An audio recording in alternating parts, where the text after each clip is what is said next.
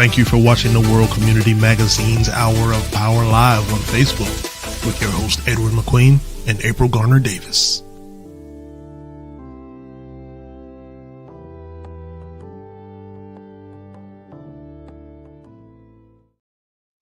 Hey, good evening, everyone. How are you? I hope that everyone is staying warm in these frigid temperatures. Woo, it's been really, really chilly, really cold. And I tell you, it's no time to be playing around outside. So we're glad that you are able to tune in tonight and check us out one more time this week on WCM Live. I'm your co-host, April Garner Davis. And Brother Edward popped out, but I think he's popped back in. Brother Edward, are you okay? Yeah, You playing Jack in the Box tonight? yeah. So I don't. Somebody must not want me on here tonight. Must have a bunch of stuff. I don't know. You're a little blurry for some reason. I think it's clearing up now. It's clearing up a little bit. It could be the weather. Could be the weather. Yeah. Could be. And I'm a little under it, by the way. Oh my goodness. Just a tad bit. So April. Interesting for those of you who got the promo. Interesting, the topic of women's support for exiting foster care. One might ask the question, why women and what about men, right? I'm saying that ahead of time, so that's you are. Yeah. This show is about women exiting. Yeah, women exiting. Okay, so well, if some men want to come on later on, you're certainly welcome. Right? Or they're not? You've totally thrown me, Brother Edward. You totally thrown me. Well, the topic for tonight is support for women exiting foster care. Thank you. Mm-hmm. Yeah, mm-hmm. And I thought that was an interesting, very, very interesting title and topic. And I've never met our guest who's going to be coming on very, very shortly. Interesting, very, very interesting, and just the prep talk that we had. I'm anxious to see what she's going to bring out and what she can give out to the community for cases like supporting for women exiting foster care. So, what do you think? I think it's time to bring on our guest. So, without further ado, we have with us a wonderful individual who has founded a wonderful organization that provides support for women who are exiting foster care. And we're going to learn a little bit about what the foster care system looks like in terms of the services and support that's provided. And we may even learn some things about what's not really available for certain people who are in this type of a situation. But it takes organizations like the one that April Butler has founded to fill in the gaps and to provide some supplemental resources that will help women to not only transition out of foster care, but also to gain their confidence so that they can re-enter society and thrive. And so, ladies and gentlemen, we'd like to welcome to the show April Butler, founder of Wings of Love Lifted. How are you doing tonight? I'm doing well. And yourself? I'm doing fine tonight. Hope that you are warm and that everything was great today. I'm very, yes, like it's really, really cold. It's a little different, but yeah, I'm warm. Today was really well. Awesome. So, April, why don't you tell us a little bit about yourself and then we'll get into more about Wings of Love Lifted. But first of all, I want to thank you all for allowing me to bring awareness about our organization on your platform. So my name is April. I'm the founder and executive director of Wings of Love Lifted. It's a virtual support group for young girls transitioning from foster care. Our end goal is women who are self-assured, independent, and thriving. The service that we offer is free. It's virtual, where we offer life skills sessions. We will have four girls in the cohort to start with, and it's 2 sessions a week. Our first session is the icebreaker, where we create the safe space. They introduce yourself. They introduce themselves, we talk and, build a sisterhood. Wings of Love was started because of my journey into adulthood. And I know that these girls are, as they go into adulthood, they don't have that emotional support. Their story was once my story. I didn't have the emotional support, the sisterhood, the stability. And it's just like, I wasn't in foster care, but I resonate with them because, again, their story was once my story. So, um, I, as I pivot through life, I realize this is what I'm supposed to do. Turning my pain into purpose, connecting. I've always had the connection with the youth, with young girls, and I went on a retreat, and that's when everything clicked as, okay, this is really what you're supposed to be doing. So that's where Wings of Love started. We opened this year, January, and we're a nonprofit based out of North and South Carolina. We extended our outreach also into the community.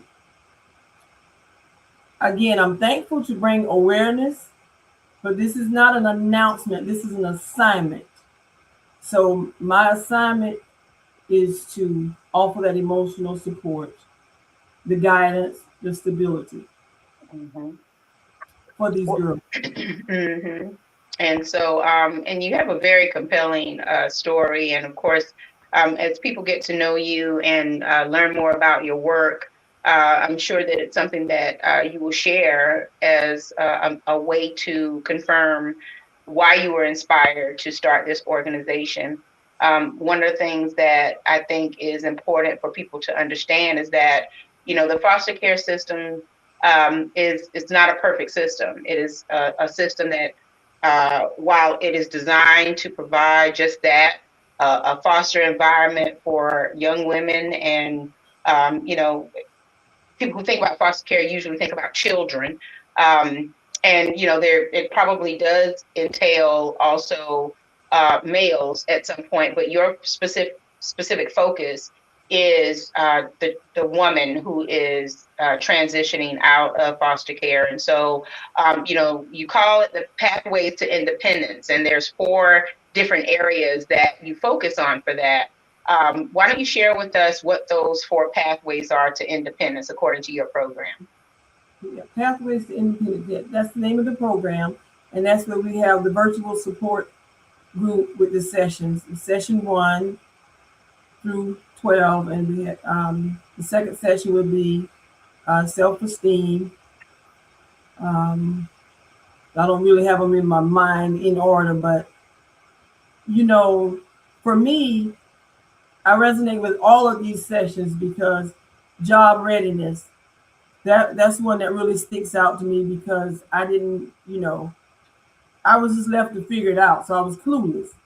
So we can provide resources for job readiness for these young girls where I could have someone to come in, like maybe you, April, to help with the resume, getting ready. I was clueless about a resume, if I must be honest. But as life went on, I figured it out.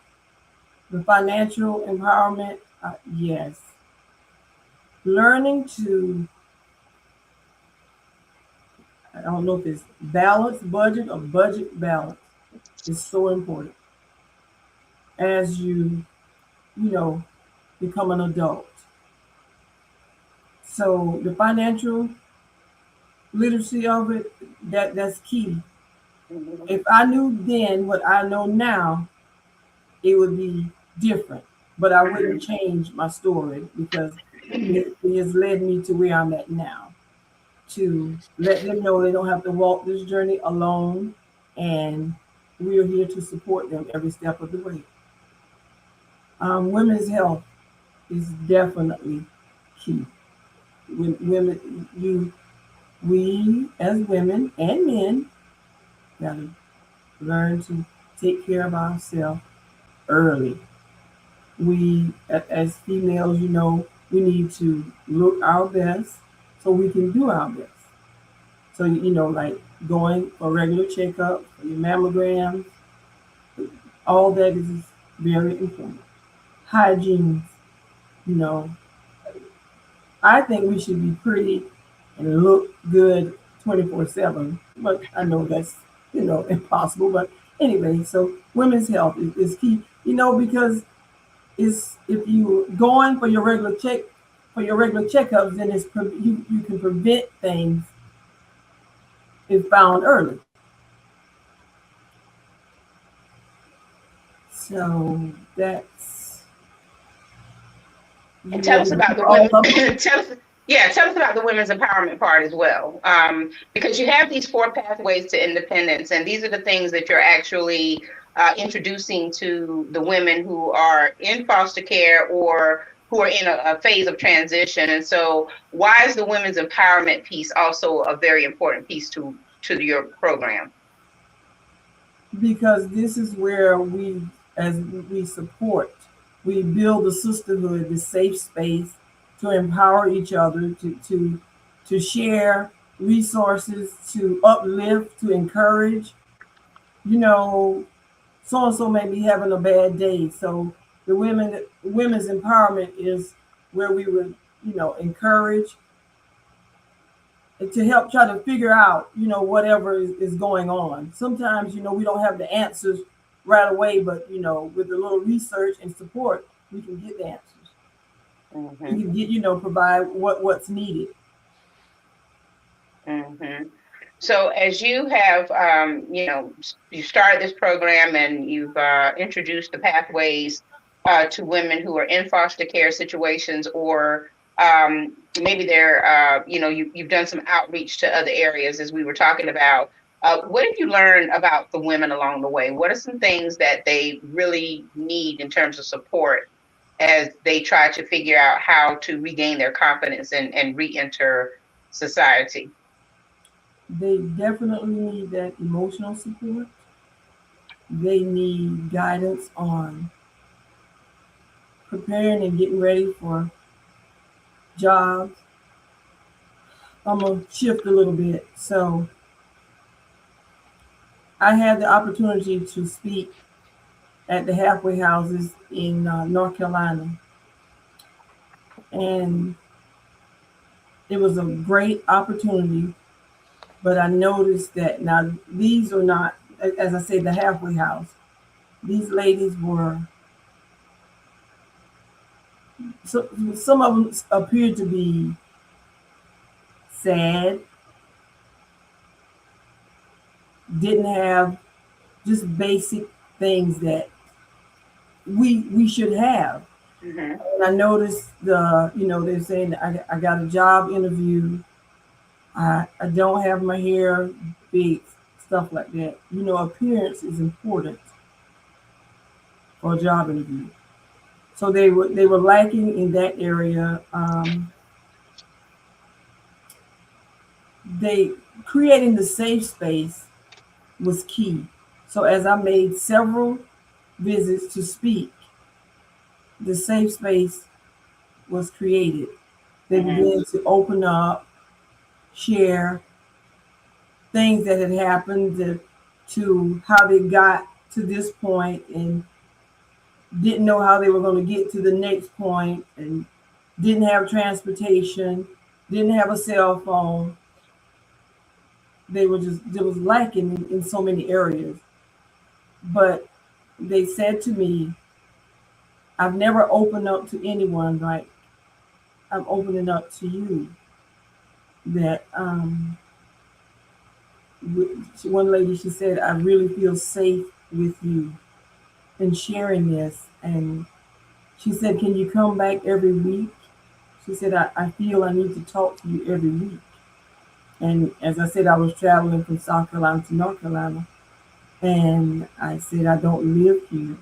And she said, you don't? I said, no. I said, I live in South Carolina. She said, and you drive here every month? I said, yes. And she just cried and she hugged me. And it's just. So yeah. the emotional support, I'm sure, is extremely important, because they're, the fact that they're in the foster care system means that they're not united with their families. They are, there are probably some extenuating circumstances that led to the foster care. And I can imagine that if someone is in the system, they're probably just looking for hope, or they're hopeful that their situation will change. You and I were talking about statistics a little bit earlier, and because we're both from South Carolina, by the way, April Butler is from Bucksport, and so we always like to hype up Bucksport whenever we can. Doing big things, of course, with a program like this. But when we talk about South Carolina alone, according to research, it says that there's around 300 youth total annually who exit foster care without a permanent home. Girls who are generally, a little older than normal, also are a significant portion of this statistic, which means that they're facing homelessness, unemployment, a lack of education, and things that will keep them from thriving. And so, there had to be a reason why you were drawn to women in foster care. Talk about why you believe it is important to have resources like this, not only just for the emotional support, but also for the I guess, the practical things that will help them to be successful, and also to just, have a better life once they leave the foster care system. So you want me to speak of my personal journey as to why I resonate with them in foster care? You can, if you believe that that's why you understand the importance of having resources like this. Oh, okay, yeah, yes, because okay, for me,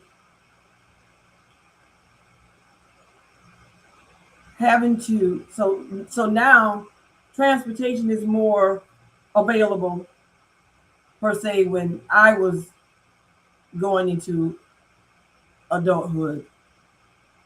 For 7 years I had to walk wherever I had to go. For one thing, I was working part-time.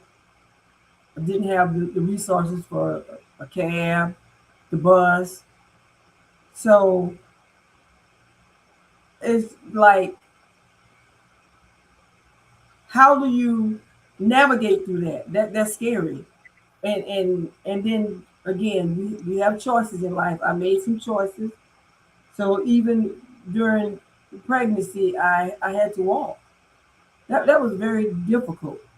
So now there's Uber, Lyft, all that. But again, that costs.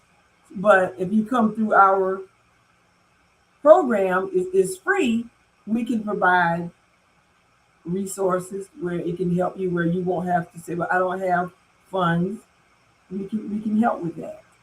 As I stated earlier, with the resumes, we can help with them as far as clothes, what they need, how they should look, do the mock interviews for the job, things like that. So that's, providing those resources is key. It's very important. This is how they'll get back on their feet, or get back to thriving, or actually not even get back on their feet. I'm thinking about the halfway house. Get into the world where they are able to thrive. And it won't be so difficult because, again, if I had the support that I'm providing now, things would have been different. But again, I think it was all a part of my story for a reason. Yeah. To show up, to make a difference, to let them know that they're not walking this journey alone, and resources are available. Well, you were really a role model at that point for them to take heed to. But I just want to ask you a question. What's the predominant age group that you dealt with so far of women that you had to assist? 16 through 20.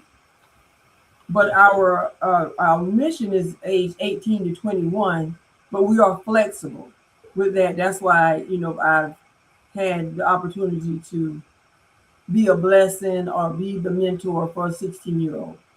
So And so that's where? Yeah. our outreach, Okay. the So community. where do you provide your services? And do you have is there an office someplace, or you do by way of phone, or just general contact, or It's what? a virtual support group, so it's through the internet. So they can connect through Zoom and Teams. And if they're unable, if they don't, again, it's if some of them don't have the phone, the internet, I've connected, contact the local library, and as long as I schedule the meetings, if no one else is, if they have availability, then we can meet in person for the session. Yeah, right. So if you had adequate resources and someone donated um, more than adequate resources, what would be the first thing that you would uh, not buy or build or whatever that you don't have now? Repeat Would that you would question. you if someone donated an adequate, I'd say use the word adequate for lack of a better word right now, but donated resources to you for you to help in your projects, what would you do first? Would you build a building, an office, or would you build a housing uh, for some of the people who are making the transition, or what? Absolutely. That's actually what I wanted to do. But again, as the old saying go, you got to crawl before you can walk. But that's our goal as we grow is to have brick and mortar within 2 to 5 years, so that when they transition from foster care, then they can come to our brick and mortar.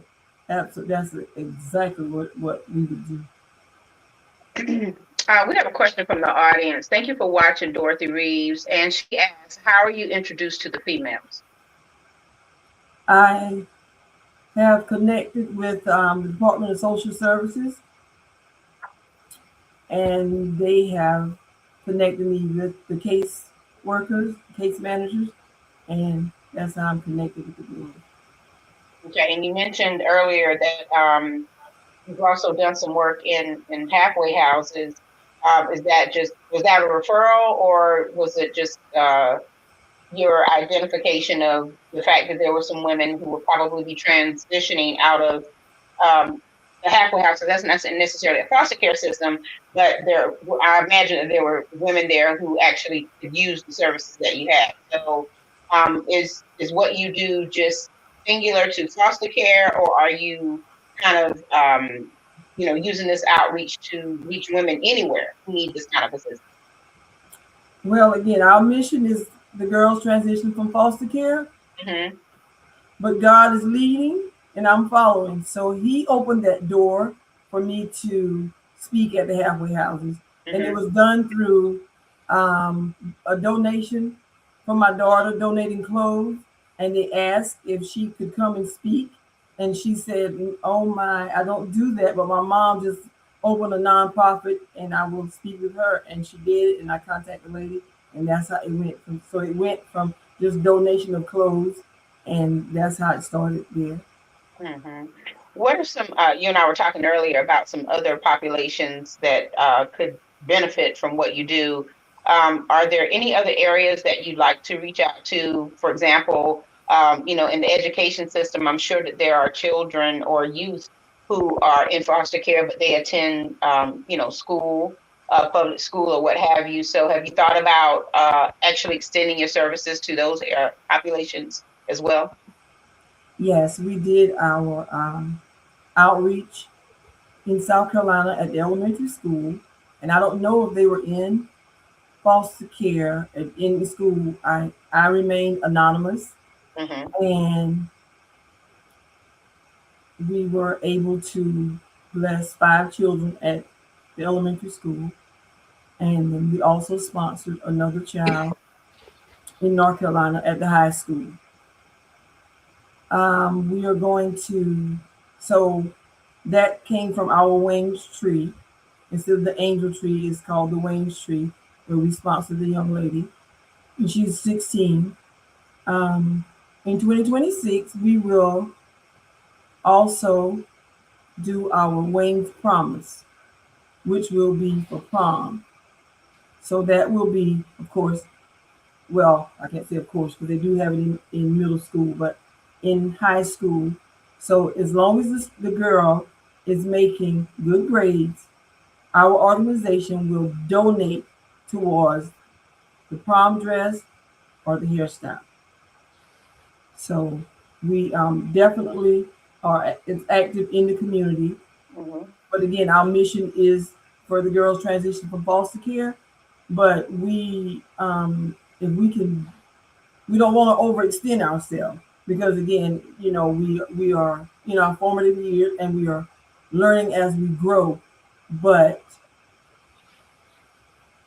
the youth is just all on me to be a blessing. So working in the community, absolutely. Mhm. If someone is older than 18 to 21 and we can be of service, we will do that. Again, we don't want to overextend ourselves, but we need each other because again, I'm giving to them what I didn't get.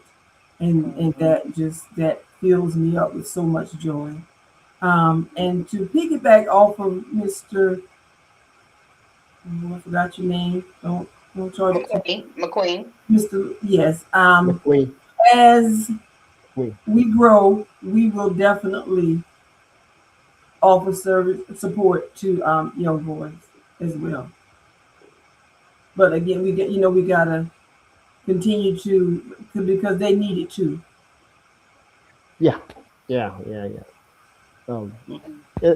I think that begs the question that I brought up later about why not boys, but you know that's life, I guess. Well, It's her um, focus. It's her focus for her nonprofit Yeah, at this time. right, Yeah, yeah. yeah. So um, there's a question that comes from Ms. Reeves as well. And I'm trying to pull together your thoughts, Ms. Reeves. It's kind of a two-part comment. She's asking, do you have a program model that you're implementing? I imagine that means 4 halfway houses, because then she says I guess halfway housing in South Carolina can be tough to govern. I don't. It's not that you are implementing halfway housing with your organization. It's just that you have had the opportunity to go into a halfway house to speak to females who might be transitioning back into society. I think that's what you were trying to explain earlier. yes, exactly. Okay. Yes. Okay. All Thank right. you. Okay. Okay. All right. So if you had, I know that there are organizations that you've reached out to, Department of Social Services and other organizations for help. And we talked earlier about how, in North and South Carolina, things kind of, move a little differently. And it sounds like it was kind of tough to even navigate connecting with those agencies in order to extend the help or the resources that you have. So, what's one way that the community that's watching or anyone who's connected to DSS or any of the other agencies that serve as foster women in foster care or youth in foster care, what is one way that they can help you in terms of making sure that there's an awareness of your program? That's what I was gonna say. Spread the word, bring awareness to it. They can reach me. They visit my website. The information is there to just let everyone know that we're it's a free service. We offer it, and it was, as you said, it was difficult to connect in South Carolina. It's like I got the runaround. I I went to the local social services. They gave me this number. I called. She gave me another number. I called. He answered. We had a very good conversation. He said that he was a supervisor over at foster care in Columbia. I said, okay. He said that he would share my information in the database, that they offer services that I offered. But a lot of times, some of the girls don't go through their program and might be interested in mine. So 2 weeks had gone by, I didn't hear anything. So I reached back out. I called, didn't get a response. I sent an email, so he emailed me back and said that he was no longer the supervisor. And he gave me the contact information of who was the supervisor. And she did the same thing he did. She said, I resent my information to her. And I'm thinking, okay, all these girls, girls, boys, exiting foster care. No one wants to reach out to a free service. Now, we're not forcing our services on anyone, but no one. So is my information really in the database? Like, okay, all right. North Carolina, just a easy breezy. Got a call back, send the email, got the email back from joining the meeting, spoke with the supervisor, connected me with the case manager, connected me with the girl. I was like, okay, finally.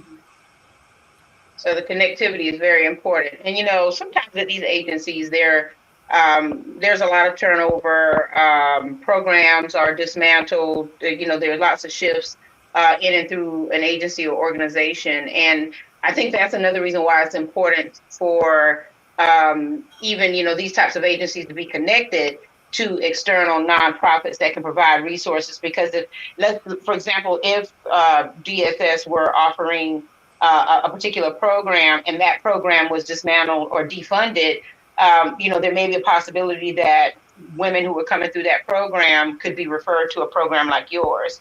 And so, I guess one thing that we can ask the community to do in order to support you is to use connections that they have to make sure that there's an awareness of your program and get the information to anyone who is looking for resources for people in foster care or, some of the services that you provide. And so that's one way that the community can help. What's another way that the community can help you in what you're doing? I need, we need some help with grant writing.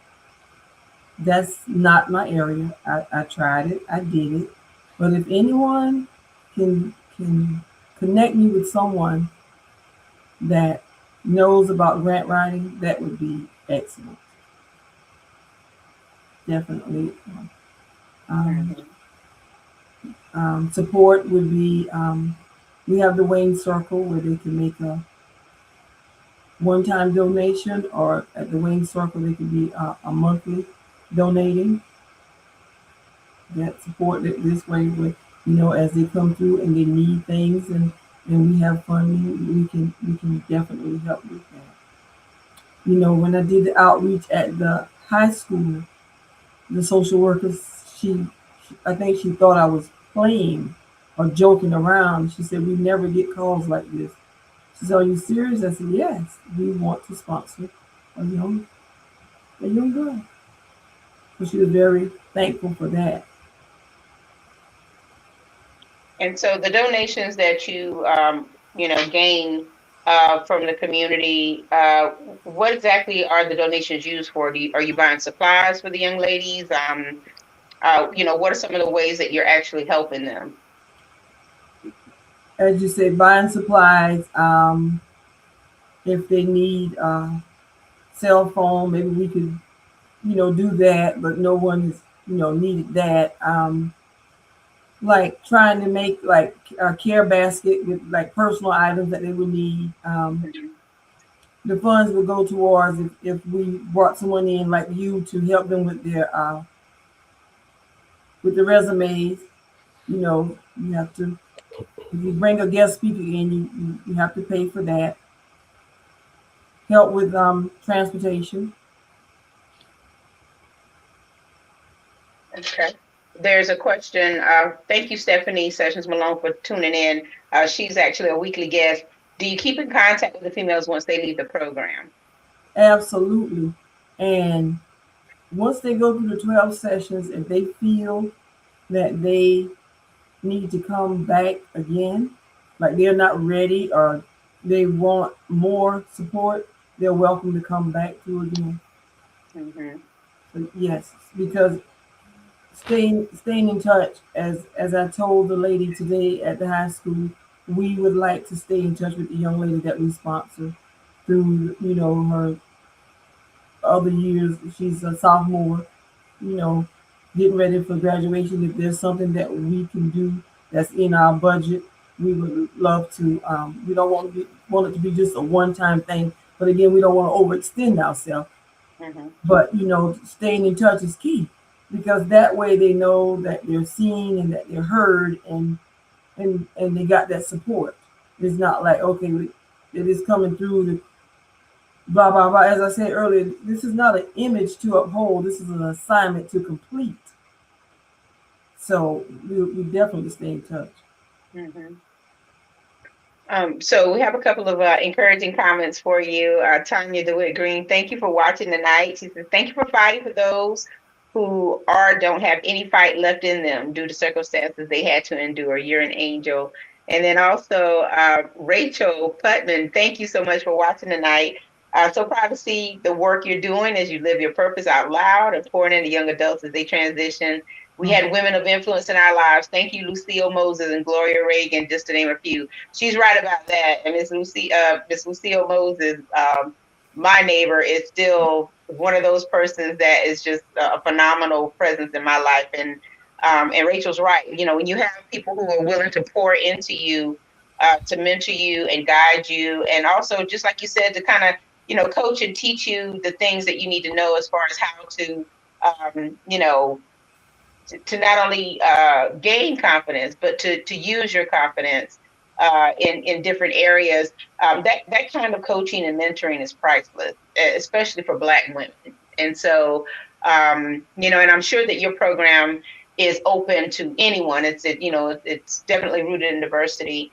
And can you tell us I know there's information that you can't really share about the people that you see sometimes, but when you think about the different types of people who you come in contact with through the foster care system, do you see more Black females, or is it across the board? What tell us a little bit about the demographic and what it really looks like in the systems that you've been exposed to?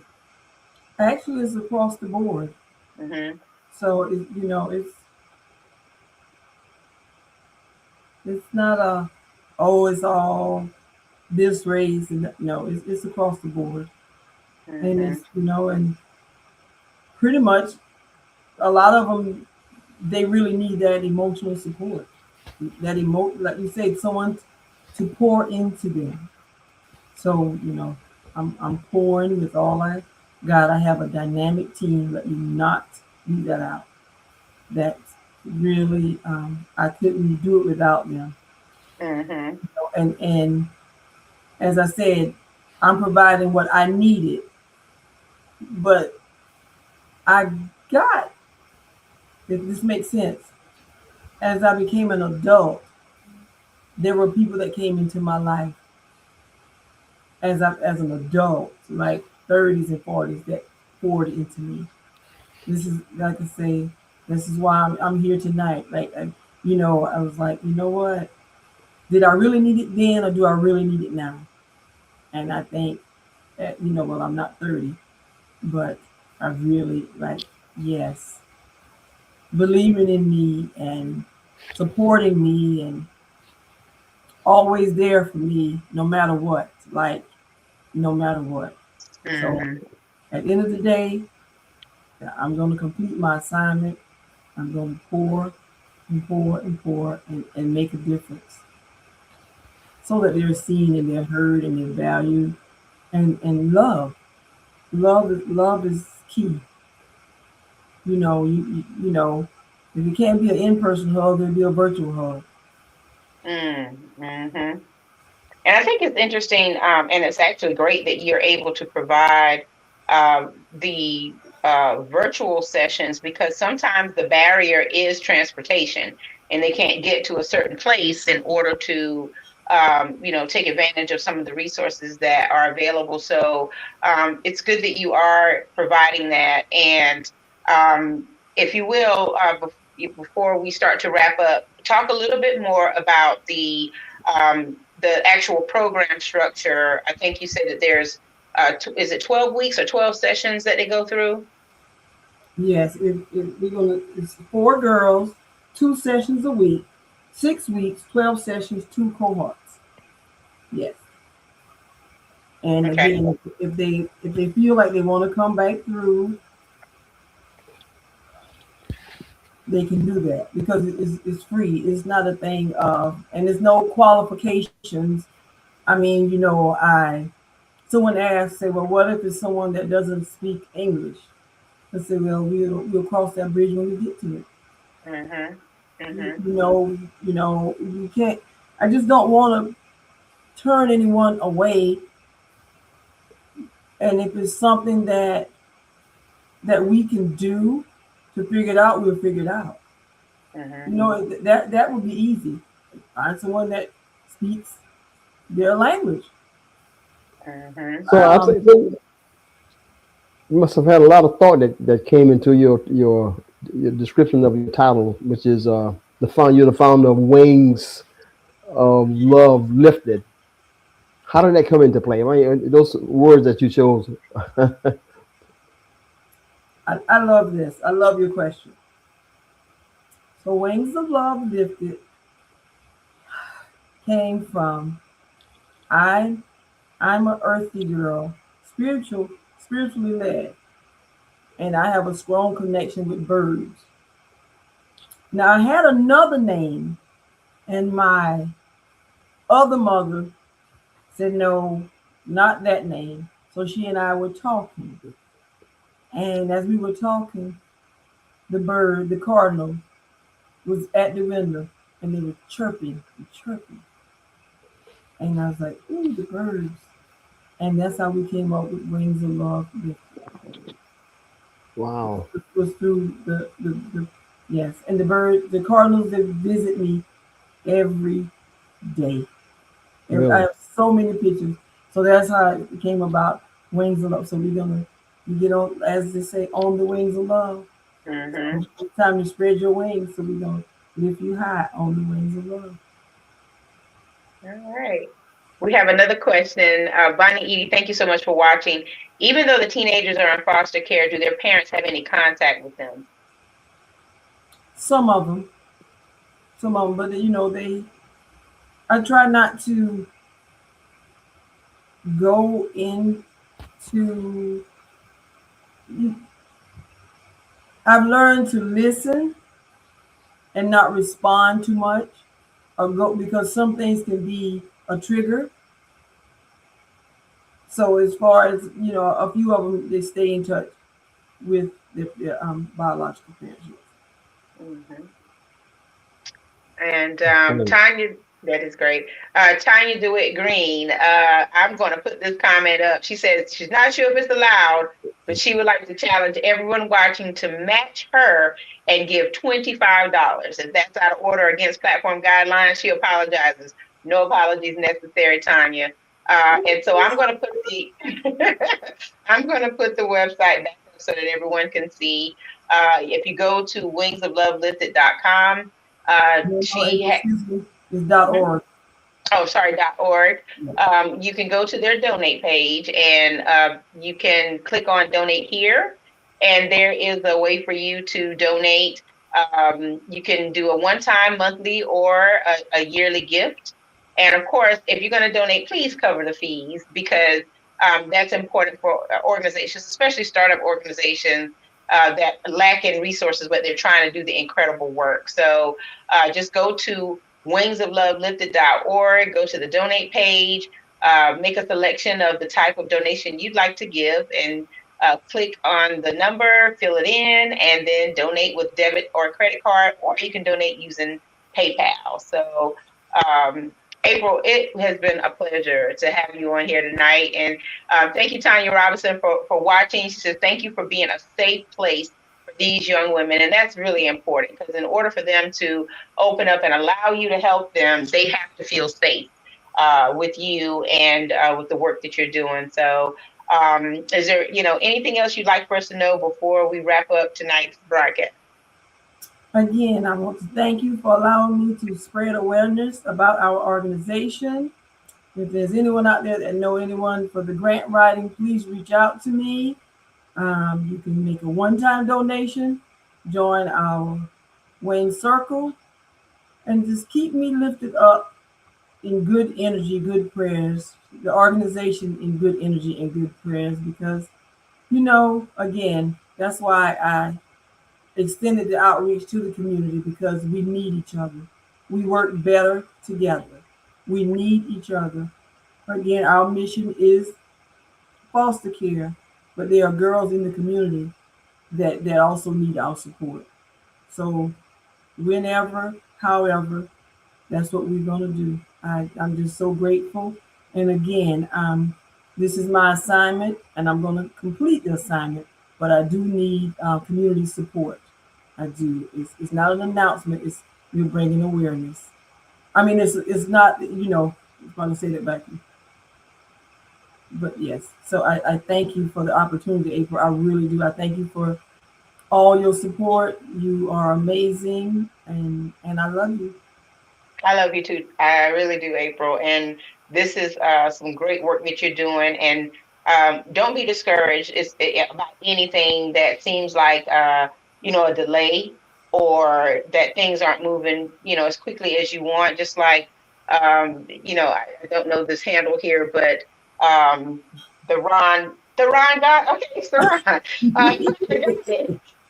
Just like he said, you are just starting and you're already crossing 2 states to make it happen. And so all we can do as a community is not only support you, but create the awareness in the community so that others can find out more about the services that you provide. And, that's what we're here for at WCM Live. And I actually want to just, I like that Tanya issued a challenge to support you.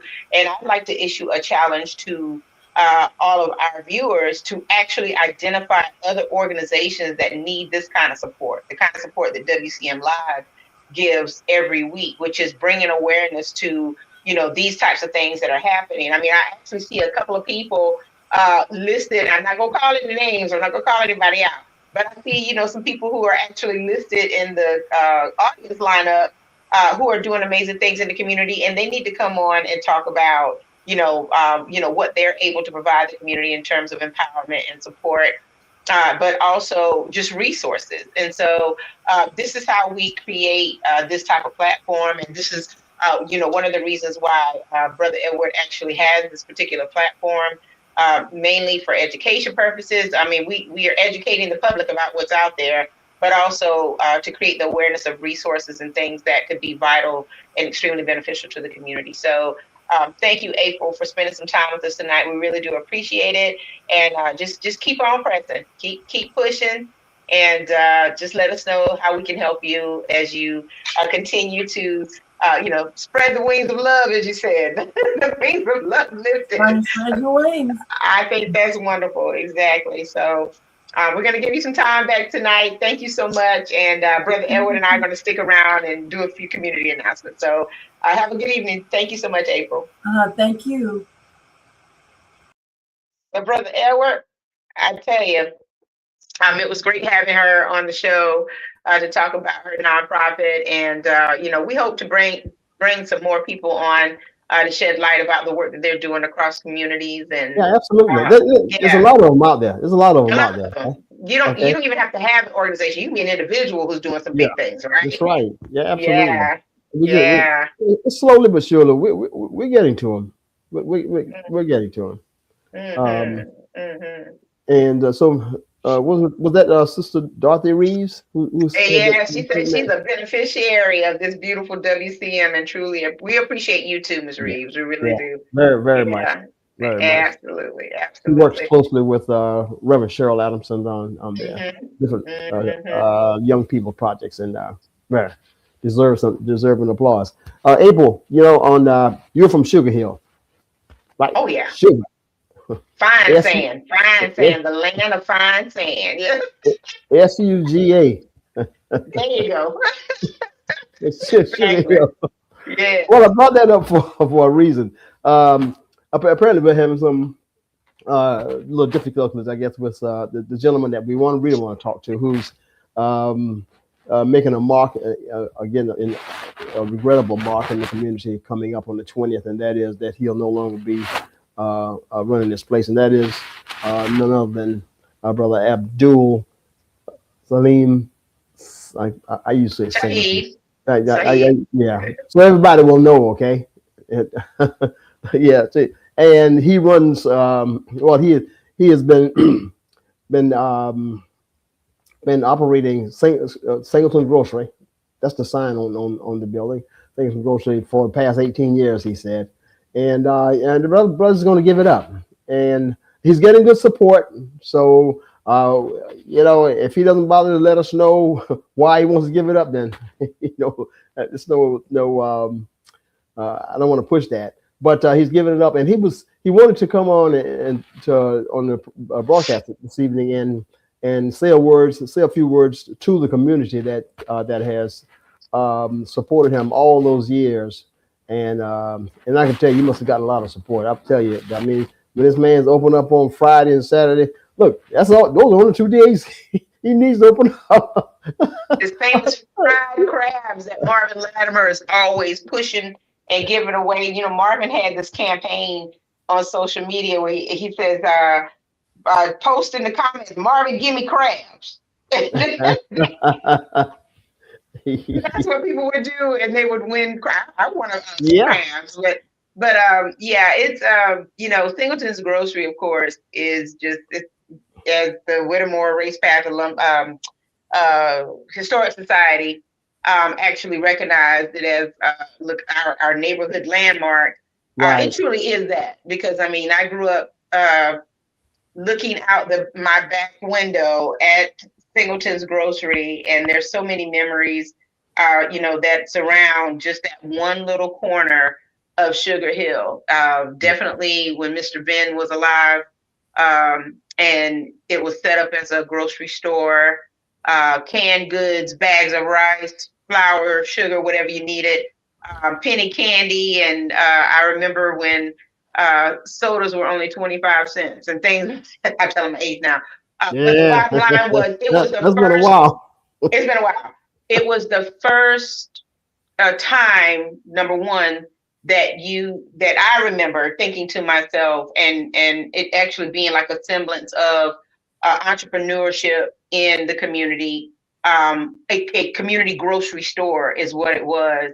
So it was, unlike anything that we'd ever seen before. That, and as a child, you didn't know how big that was. All you knew is that you can go down there and get one of the little brown paper bags full of penny candies, the big bowls and the fortune bubbles and the Mary Janes or whatever it is that he, sold. I remember Miss Emma Walker, believe it or not. I don't know if you remember that. Miss Emma Walker, she was one of Sugar Hill's finest, and she would send us down to the store to get her special packages. I'm not even going to repeat what it was, but basically, everybody in the community supported that one store. And if you could not get to one of the major grocery stores, you could certainly go to Singleton's Grocery and get what you needed. So, the fact that it's kind of come full circle, I think this is the second closing for the store. I can imagine that Abdul is probably, of that age where it's like, you get to a point where you're like, I need to retire and, live life a little bit. Because sometimes you feel like, I've worked and I've worked and I've worked.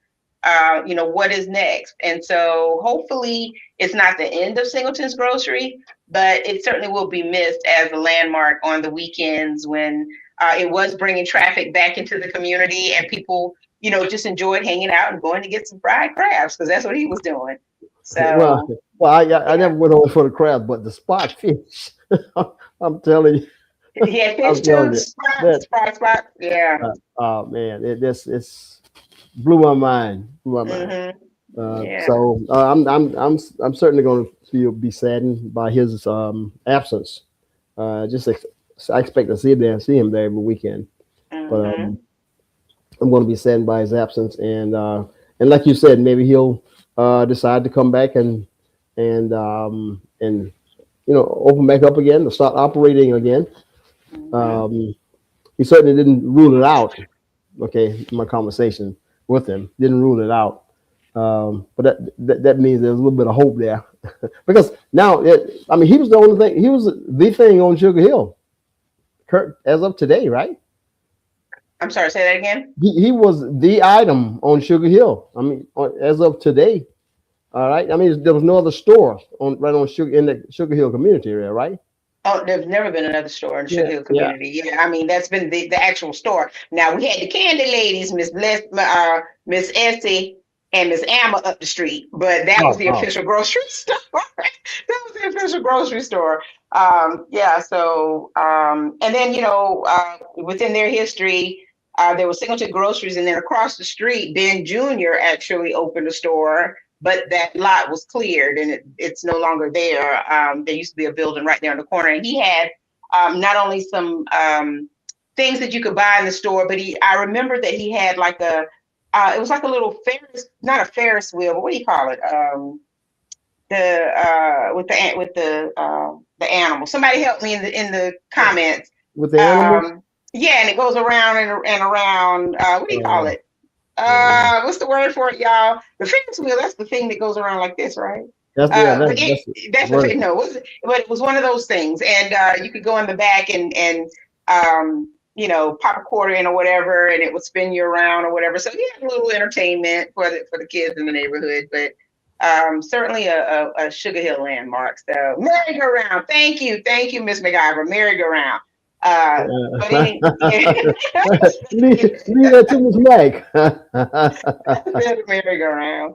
Yeah, Yeah, but yeah. anyway, Leave so that to Miss Mike. well, yeah, well, we wish Abdul luck in whatever it is that Yeah, he wants to do next. And Lisa was also a part of that. Lisa Davis was absolutely. also a Very. part of that. Yeah, Yeah. So, very, very integral part, and she's been doing a tremendous job there. I'm just based on his, uh, you know, what he's been saying. That how good as she's been doing that and helping them. The I'm hoping that you know that kind of changes his mind a little bit and and get back to this famous store. I just got acclimated, since coming back to Conway. But I mean, I never went there when I was much younger because I will always get beat up by people. Uh, what? Sugar Hill has has some bad youngsters, man. Brother Air, you sure you weren't doing what were you Yeah. doing, Brother Airwork? Well, so I had some of my classmates over there. I wanted to go over and, Uh, but I couldn't. So, but anyway. Oh yeah, brother. No, brother Abdul was going to come on tonight. Getting back to us, he was going to come on and express his appreciation to all of his supporters over the past 18 years. And it seems like since we had a little bit of technical difficulty there that apparently he won't. So I'm taking the liberty to do that. Um, and they're officially closing December 20th. which is this Saturday, and they won't be serving anything this Saturday. They won't be open for business, but I can't talk about Friday. I don't know, but Mm, Saturday he has said that it won't be selling anything on Saturday. So, okay. and I think he's going to be kind of like welcoming the community to come by and say a few words and do whatever whatever they want to say, and then wish him well. All So right. that's the bad Well, news for tonight. well, it's bittersweet. It really Yeah, is. But I have some good news, Brother Edward, that I want to share. yeah. Uh, yeah, and so I want you to go to the network if you can to take a look at, the newest doctor that has received the distinction, and that is Dr. Franklin Goss. He has received his PhD in educational foundations from the University of South Well, Carolina, and we're just so appreciative of Dr. Goss, and we just want to congratulate him. Thank you so much for everything you do in the community, and congratulations. Isn't that a good look? That's a pretty good look right there. So it's great that he is well on his way and has done some amazing things, and that he's received his distinction. Dr. Gause is actually a faculty member at Coastal Carolina University. He's site coordinator, program director of the Call Me Mr. program in the teacher education department, and again, truly doing some remarkable things. So he's gained his doctorates, and that's a wonderful thing. And we just want to congratulate him tonight on that amazing achievement. Congratulations to Dr. Goss. Yeah, Really. yeah. And Dr. then Goss. Dr. Goss, exactly. Yeah. And Wow. he's always on the show giving us our history lesson. Yep. He's an amazing storyteller as well. We also would like to congratulate Matthew Richard Jr. for his accomplishments this year with the Carvers Bay Bears, and he also received Region 6 Coach of the Year. So congratulations to Matthew Richard. Let me see if I can pull a picture of him up on the screen. We got, I mean, there's just some wonderful talent and people doing amazing things. There he is, WPDE Region 6 Coach of the Year, All Zone Coach of the Year. So it's great that he has taken that program to the next level. And he had some big shoes to fill with that program, and he really did an amazing job. So if you have any wonderful achievements and things that you would like for us to showcase, please drop them in the network if you're a member of the network. Otherwise, drop them on the World Community Magazine's page, and we'll certainly feature that as much as we can on the show. Absolutely. Yep. Yeah, we need to get it out there. All these accomplishments that are happening, a lot of them we just don't know about until months or later and all that kind of stuff. It shouldn't be that way. Shouldn't be that way. So just get it out there. Don't be shy. A lot of people don't like to toot their own horn, but we'll toot it. That's right. We'll toot it for you. All right. All right. So we hope that everyone is able to stay warm in these frigid temperatures. And we want to give a special shout out to Chesterfield Missionary Baptist Church and Seacoast Church for acting as warming shelters in these past 48 hours of very frigid temperatures down in Conway and in the Longs area. And also, if you know of anyone who is in need of shelter or who has, any type of situations where they can't find a warm place to stay, or they're in need of food, or just any kind of accommodations, again, check into the resources that are around the community. Start with, for example, the Shepherd's Table. They not only provide food, but they will be able to point you in the direction of different types of resources that are out there. And just, ask around as much as possible. If we see it, we'll repost it on social media as well. But we know that a lot of people who need these services are not necessarily on social media. But the idea is that if you're informed through this platform, then you can certainly help spread the word, just in case someone happens to ask. I was in a situation over the weekend, and somebody who I did not know needed a resource, and I thought of someone immediately, made a phone call, and before you knew it, we were able to direct him in two different directions where he could possibly get some help. And he was like, wow, this is amazing. But it comes from being informed about what's in the community, and you never know when you're going to need that information or can pass that information on to someone. So absolutely. So just make sure that you take care of yourselves, and we hope to see you next week, same time, 7 p.m. next Tuesday. Brother, do we have an idea of a guest for next week? Or are we still working on it? Still working on that. I'll need to solidify some things. All right. We're working.